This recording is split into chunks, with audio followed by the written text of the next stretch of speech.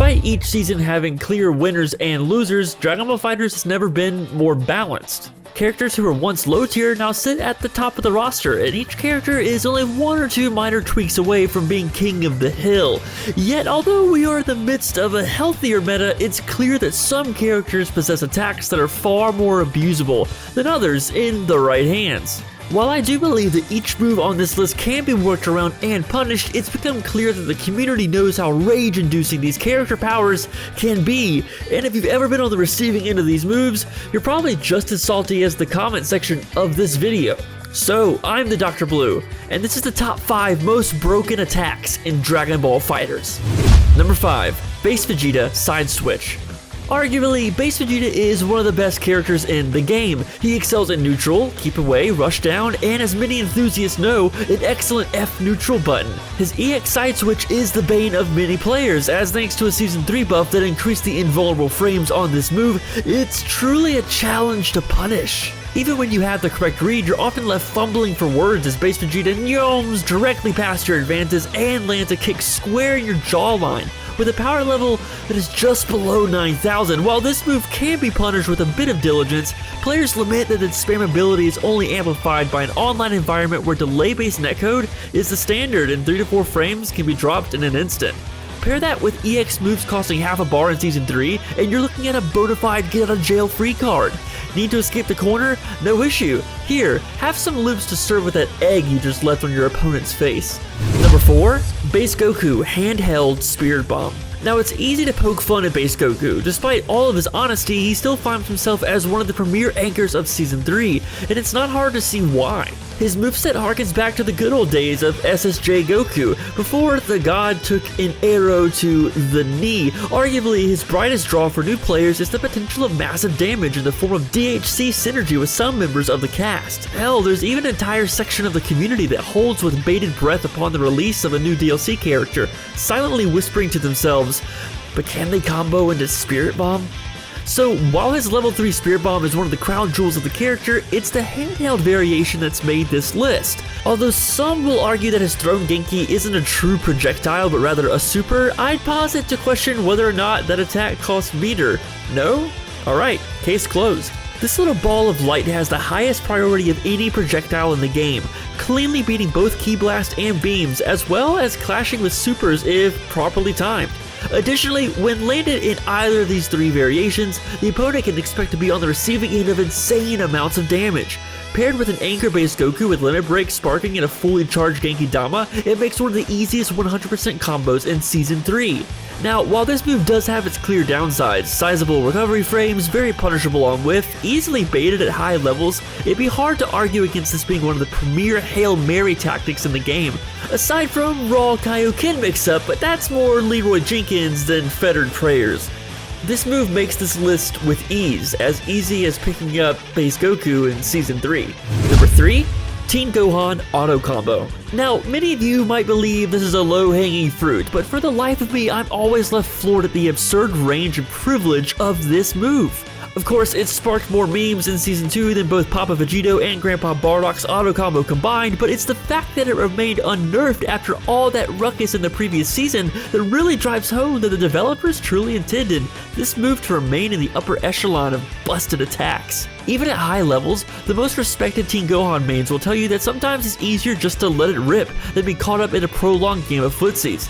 The vertical coverage alone is something of a marvel, but it's truly the final hit's ability to side switch, a core mechanic of the game by the way, that sets this bad boy apart. On whiff, Teen Gohan is most likely safe and can cancel into any form of his machine gun kicks to either set up pressure, frame trap, or achieve plus frames directly in your face. On hit, it's a different story, as it will often snipe you out of the air if you're not careful.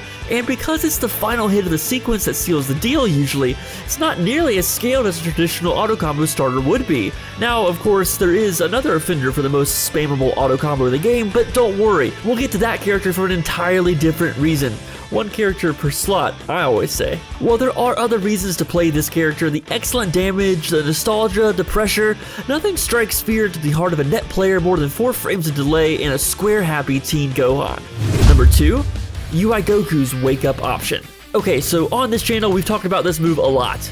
In fact, upon his launch, I called this potentially the most game-breaking mechanic out there, and I was met with some initial pushback. However, as this game has progressed, more players have come to see that this move right here is the downright devil.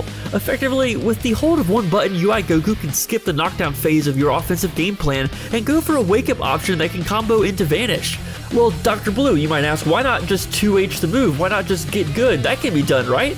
Well, my young Inquisitor, yes, absolutely, but due to the variable timing of the opponent's preference, even calling out this move can be like playing the same game of Russian roulette with base Vegeta.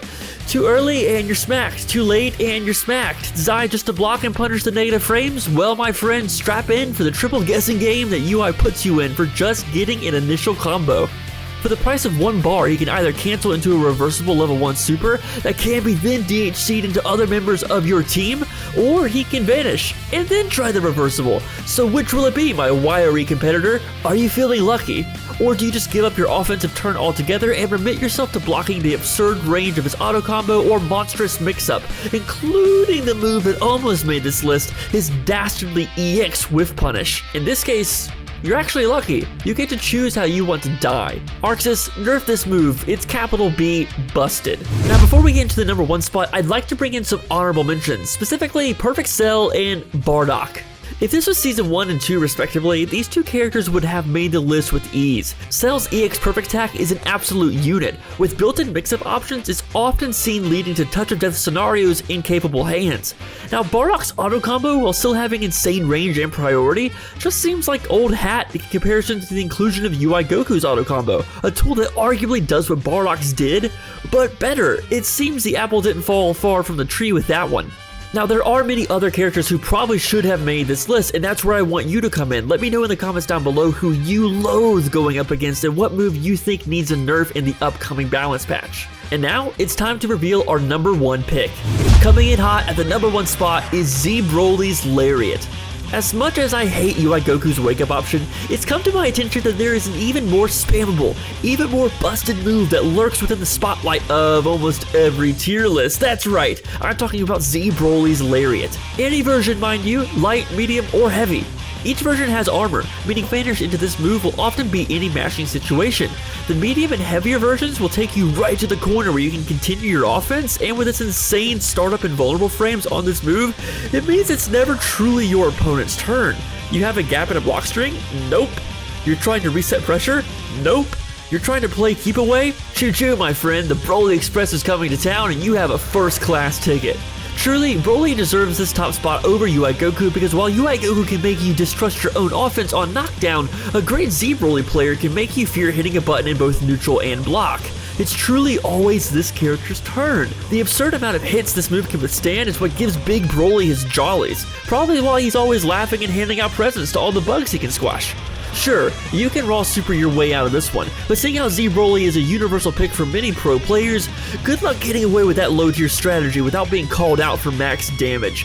You finally resolve yourself to block and stay submissive? Say hello to his 17 frame command grab.